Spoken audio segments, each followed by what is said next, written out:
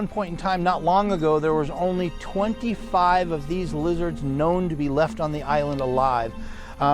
They were destroyed and devastated during the construction of the island. They found that iguanas like this, because they have no natural fear of anything, they're the largest reptile on the island, they would actually easily capture these, and they would serve these to the workers at the end of the day as food, as a meal. Their delicacy back then was the Grand Cayman Blue Iguana. But today they still have an unnatural enemy that's on the island, and it's not man anymore, it's what man brings with him to these beautiful islands, and that's in the form of cats and dogs. The last number I heard, there was about 250 to 300 living naturally. So we're trying to repopulate the island and get it back to where it once was. They don't understand. They don't understand that cats and dogs are not their friends. So right now, this is what we call our main building, our barn building. This is where animals, when they first come to us, would come into, and they would be examined and then evaluated and then placed where they need to in proper locations on our property. So we have green anacondas. Now the anaconda is the largest or heaviest bodied snake in the world. Can easily exceed 250, 300 pounds. Then you have the reticulated python. This is the largest by length snake in the world. The snake has a modern day record of 37 feet. This one's only 18, it's a youngster. That stereotype that snakes are evil, I mean, that's probably one we battle all the time. Snakes are not slimy, they're not out to chase you down and kill you. When you look at this gaboon viper, it looks like velvet, and you like want to touch it because it looks so soft. A snake, pound for pound, is 8 times stronger than man. So this is the Arizona gopher snake, but albino. So it's a genetic oddity.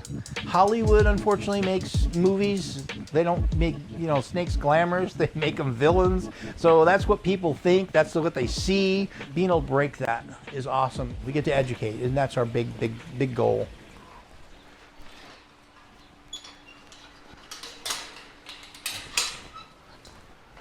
Hey, come here, big boy. So, in the world of lizards, very interesting and unique thing. There's just shy of 6,000 different species of lizard that you can find in the world today, and there are only 2 lizards that are actually recognized today as truly venomous lizards.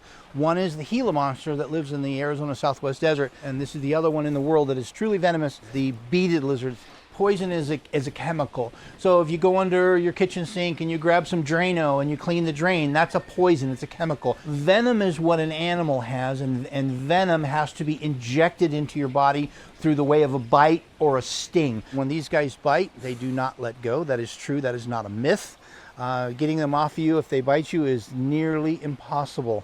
So their venom glands on a Gila monster are these little puffy pouches right here on the bottom of their jaw.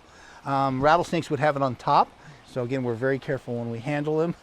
These little beads on his body are all little pieces of bone that is actually in his skin, which gives him a very durable coat of like armor, we call it. And that way, because he lives primarily underground, these guys can spend up to 80% of their life living underground, but very unique animals.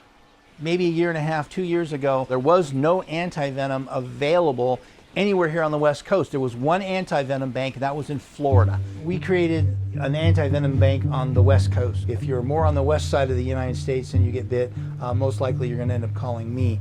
And you can see the diverse color in rattlesnakes. You have Arizona black, you have a white speck. Profab is what they use for rattlesnake bites here in Arizona, which is readily available today.